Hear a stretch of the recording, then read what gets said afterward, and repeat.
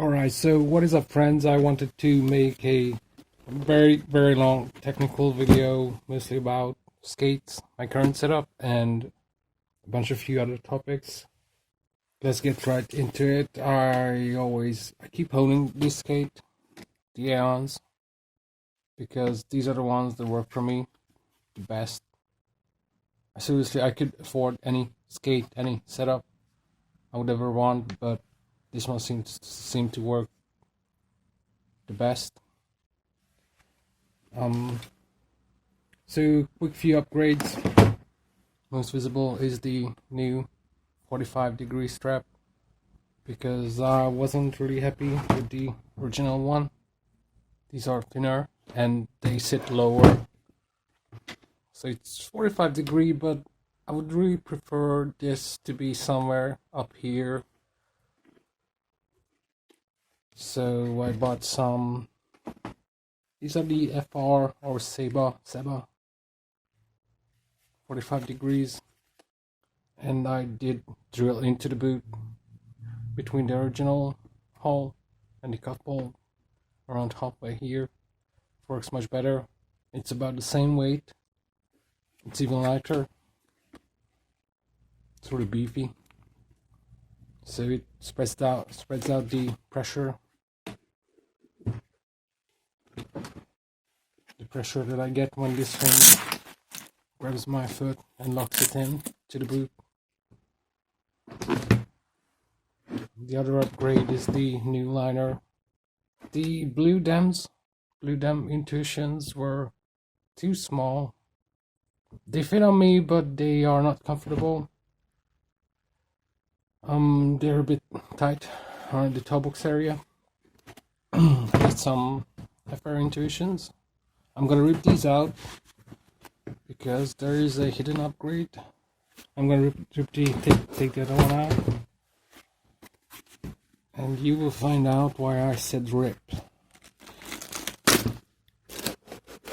Alright.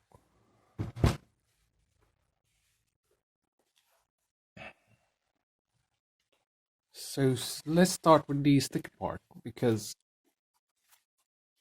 this liner is much softer, much more squishier than the dem version. I'm gonna take that out to you in a second. I'm gonna do a quick comparison between the dem and the FR versions of intuitions.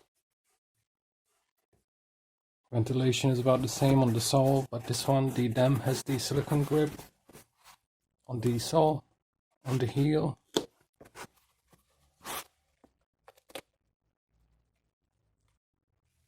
They are roughly about the same size visually, only visually. I'm going to try to line these. About the same size visually, but the dems are feel much more thicker, much more stiffer. And unfortunately my feet goes numb when I'm wearing these. Around this area is a bit too tight. The padding is about the same. Maybe the dems are a bit thicker. It's hard to tell. The dem seems to be a bit thicker, but maybe just a very little. But they feel very similar. But you can see the U cut or the V cut on the intuition, and you can even feel it. This one is a much more bendier, much more flexier liner. This one is way more stable, if you like stability. So I used this like 2, 3, or 4 times before I added this upgrade. This is the cuff strap, but not the OEM one. It's really hard to get the black ones separately. The black ones are the stiffer ones. The yellow ones on the V2 is the squishier one. So I use this material. This is some kind of special sheet. Those were made for making shoe insoles, inner midsoles for traditional shoemakers, and I have a bunch of materials like this at home. Well, I don't really have a home, I have a workshop. I live in my workshop. So I use this one, cut out the shape, and this is not very plasticky. It's more like very paper mashed leather or something. And I stuck some very thin, very light material on top, and you can see that it's getting bruised and worn on the inside, but it's not very visible on the outside. This is the line of the cuff.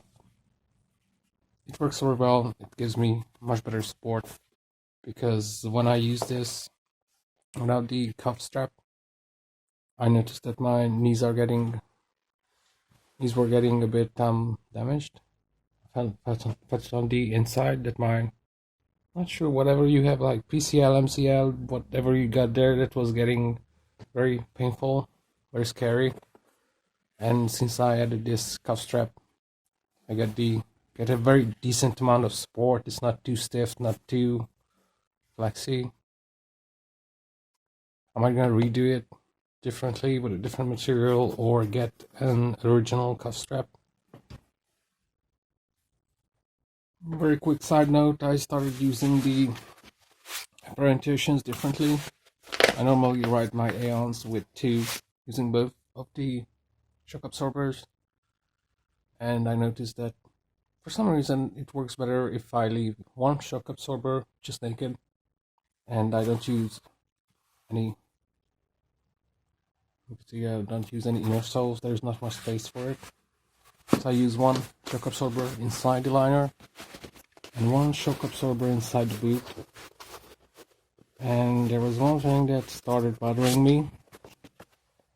Whenever I lifted some kind of toe roll into some toe roll position, for example, when you jump, you also get into this position, that my liner was lifting a lot, quite a lot, like 1 or 2 centimeters.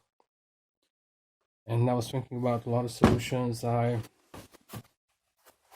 stitched some Velcro. This is the soft, squishy, fuzzy part on the back of the liner of the heel, and I stuck one strip of the other side, the sticky part, into the heel, and it was not working, unfortunately, because the shock absorbers have some bounce, some squish.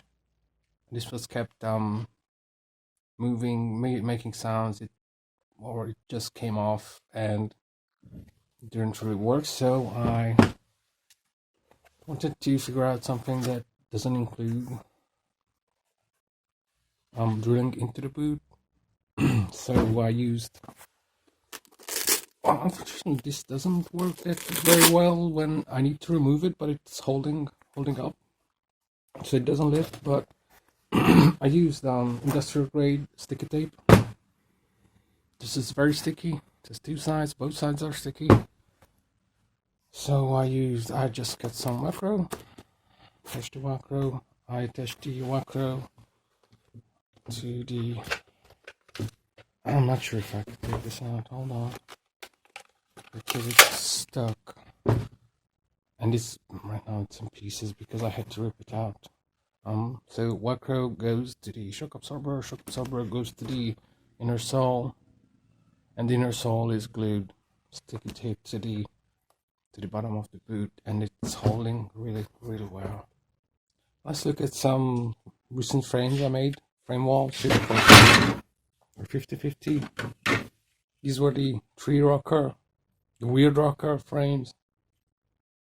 I don't remember. I think I had size 60 and small or grind wheels on the outside. These were the high-lows.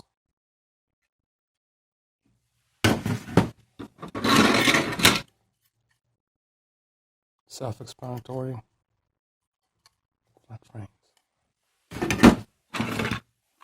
And this one I haven't showed yet. These are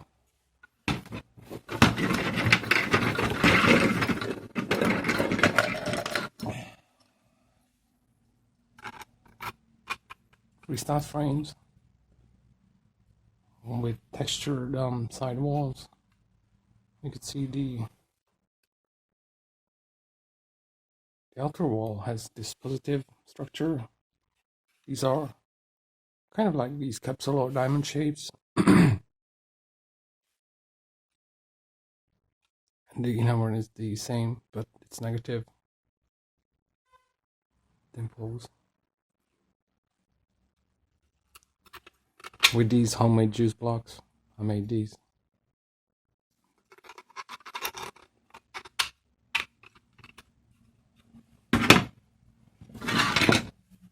This one broke, mostly because of the material. This PLA is a bit old.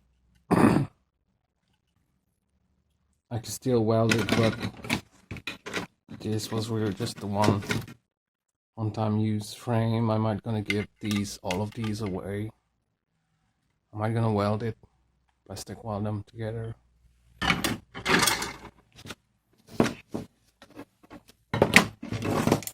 These are the spinners. Also, these are not the stock axles because I was having a lot of trouble with the stock hardware of the 50/50 balance frames. These kind of look cool, even without the crazy grind wheels. Katana.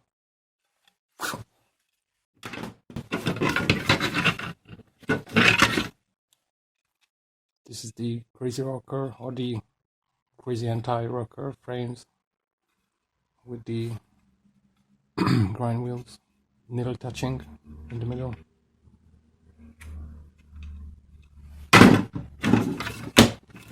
And the same one in this lime green, neon green, and this is the hexagon frame.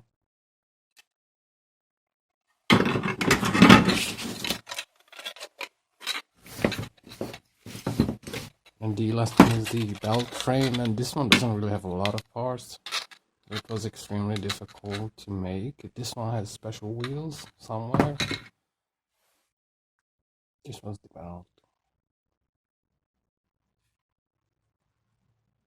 frame.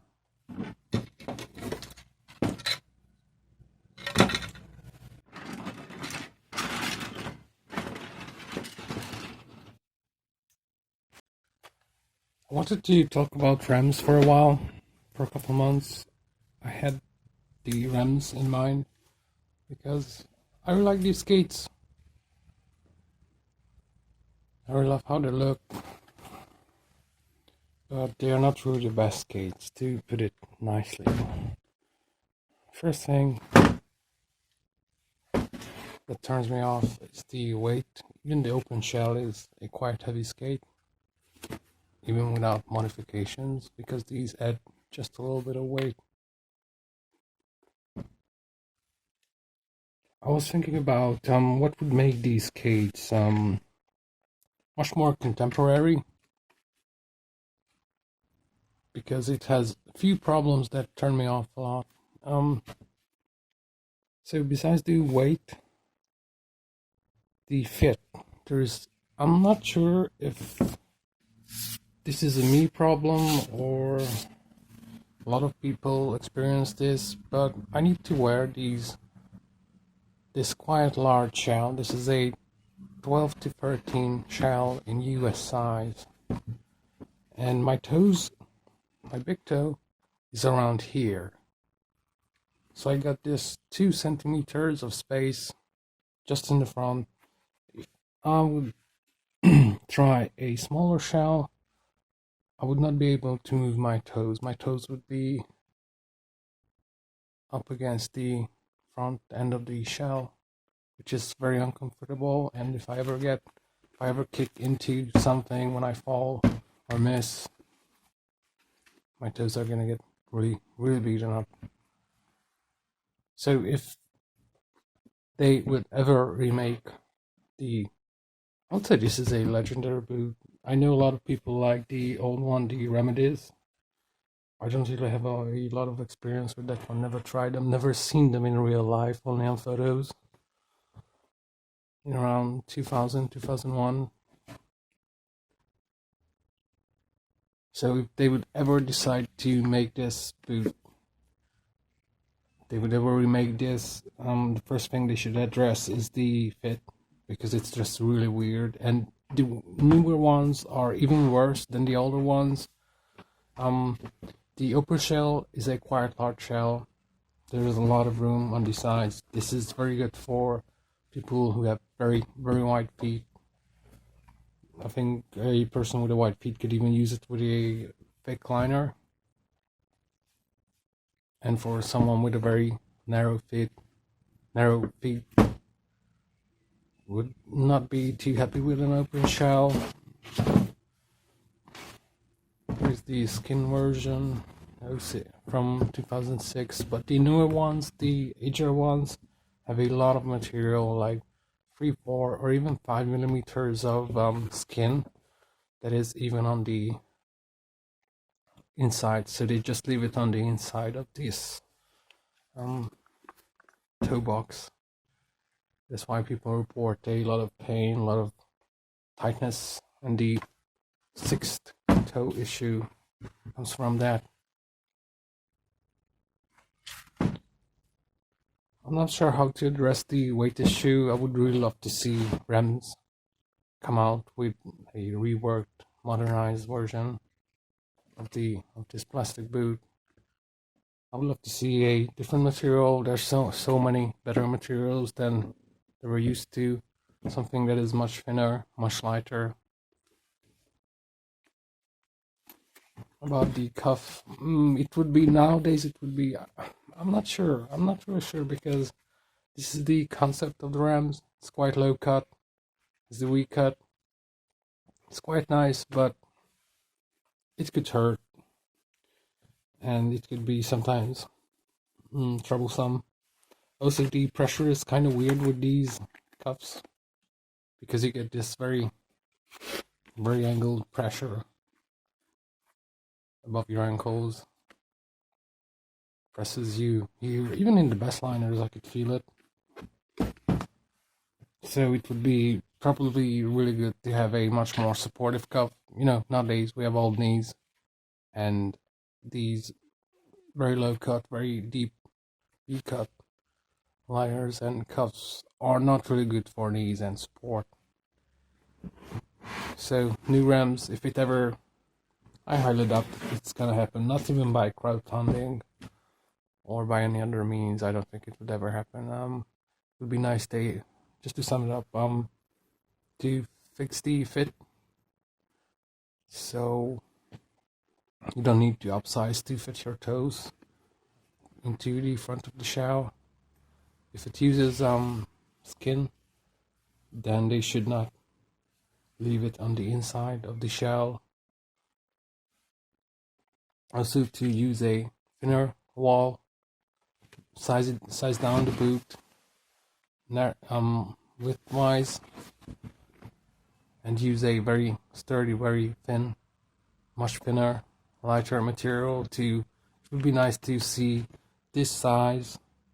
This is the largest shell, 12 to 13, the US. This one is around currently 2.2 kilograms. I would love to see this one around 1.8, 1.9.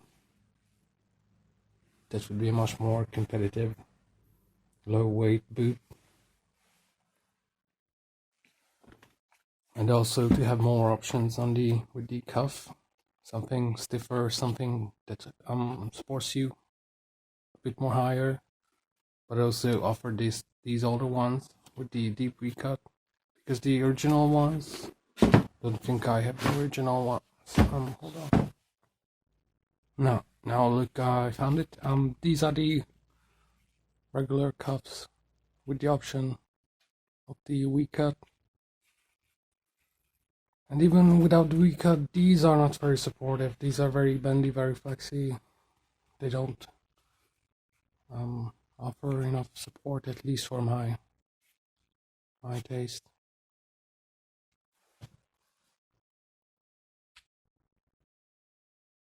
I wanted to show you my protective gear just very shortly. I recently bought new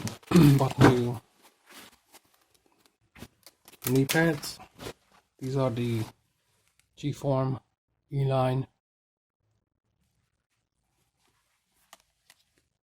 And the reason I picked these, they're very high end. I think it's one of the most expensive, most highly priced hard shell. Well, this is semi-hard shell knee pads. It has this very special foam.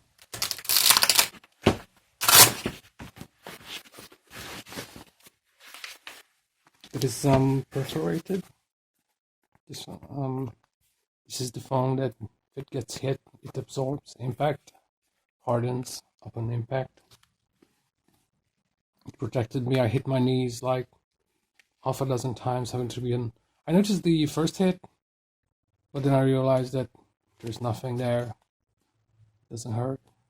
Probably hurts like a few seconds, and I just keep on skating.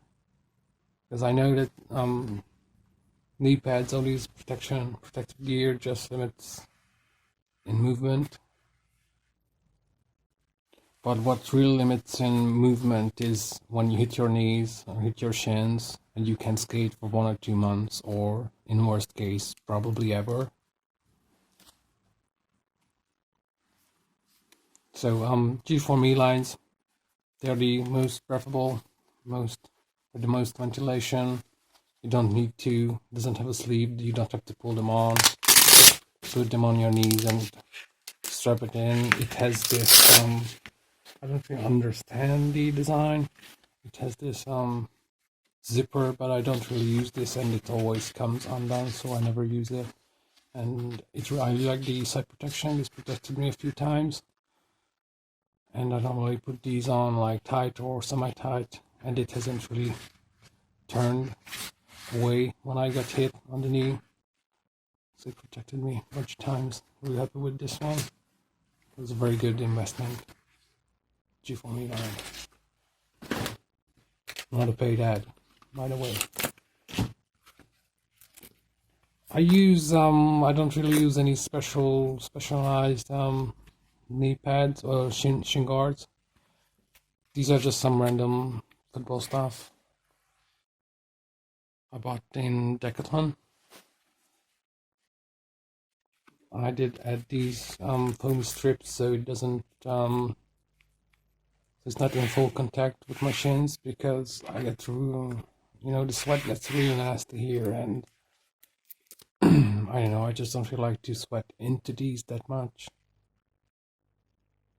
But I'm currently upgrading this one. I'm buying G-Form shin guards, and I will be using the foam to replace this foam, because the G-Form foam is just unparalleled.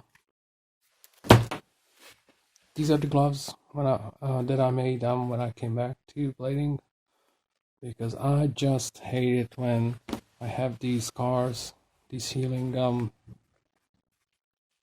wounds on my hand, and if I pull again, I rip it off and it bleeds again and it never heals. I love these gloves.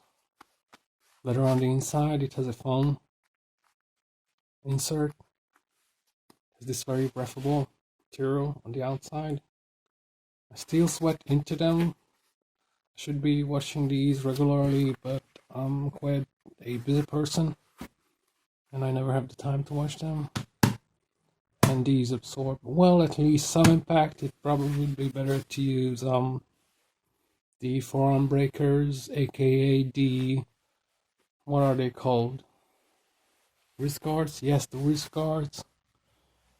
But I hate wrist guards. I really don't like it when I don't have this movement in my wrists. So I keep risking breaking my wrists, and it would be quite devastating because I work on these babies every day. So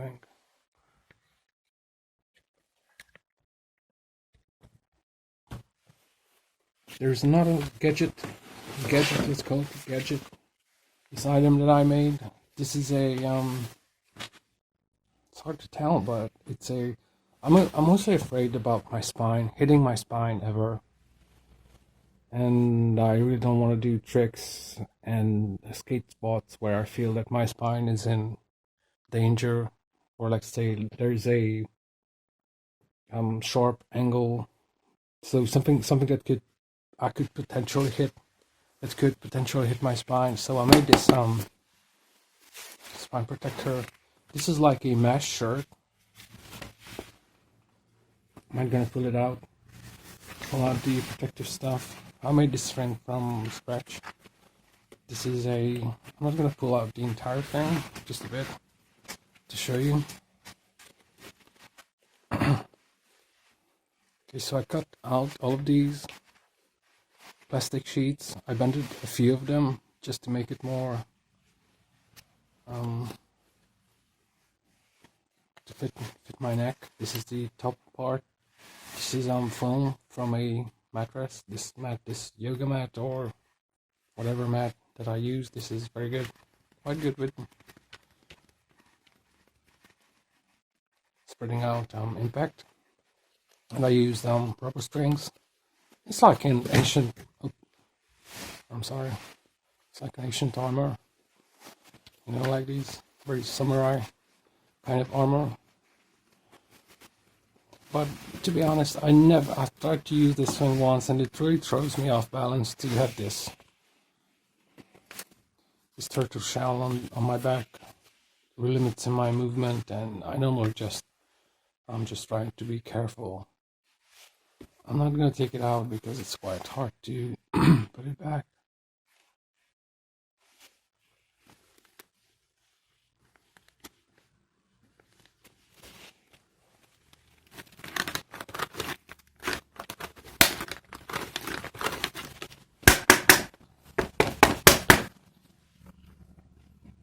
So I assume this would probably protect me from something sharp hitting my spine. But I don't think I will be using these anytime soon. Well, the last item is my helmet, but I have my helmet in my car. I never use my helmet. Maybe sometimes when I go outside of my comfort zone. I've seen a few clips recently when others hit their heads while doing I'd say the stuff that is very everyday for me, like practicing on grindbox or smaller obstacles or flat obstacles where I don't really feel like I would ever need a helmet. I only put on the helmet when I do something where I go invert and it's a new trick and I don't really have the confidence to try it without the helmet. But I normally do like 10 to 15 times if I learn something new. 10 to 15 times when I'm upside down during that movement, during the trick. And then I just go on, keep doing it without a helmet. I know it's very irresponsible. I've never hit my head, fortunately. I've tried and done a bunch of naughty shit back in the day, but I've never hit my head, fortunately. Maybe one item would be a pretty good product. I know that G-Form is not watching, but having a material like this and just at least a like headband this wide, that would help a lot of people because, okay, it will not save you from a very, very large impact so you would not avoid getting some amount of concussion, but it would probably save your head from cracking open because normally most people hit their heads normally not on the top but normally on the forehead or on the back of the head or on the sides. So that would be a pretty good idea to make some kind of headband from this material. And there is one more subject I wanted to touch on. I wanted to upgrade my phone or my camera gear, but I really wanted a new camera to record while I'm skating and I'm normally alone on the street. And certain parts of the street around here are not the friendliest or the safest, so I didn't want to go too crazy with the pricing, so I bought by accident, I ended up with the Samsung Galaxy A52 because someone in my family bought recently an A72, and I tried that one and I was very impressed. I had this very hard duty case, so in case if it ever gets hit or tipped over by someone or the wind, this thing falls and should be fine. Screen should be fine and phone should be fine. The reason I went with this one, it has just the basic camera application, has very good features, bunch of manual features, exposure, ISO. Unfortunately, this one doesn't have the I think it's called multi-zone focus field or something.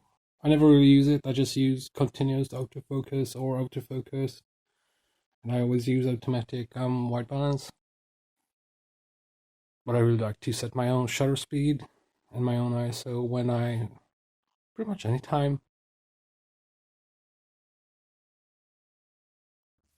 Biggest drawbacks, for some damn reason, this phone doesn't have the application doesn't have a timer. I like to use the timer to set it to 3 seconds or 7 seconds, so I have about that much time to roll up to the trick, and then go ahead and do the trick. So there's no setting, not much setting for format.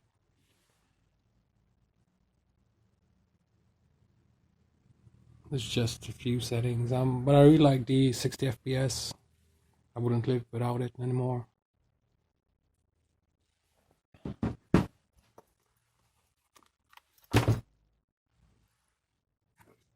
I picked this one mostly because of the bankrupt value.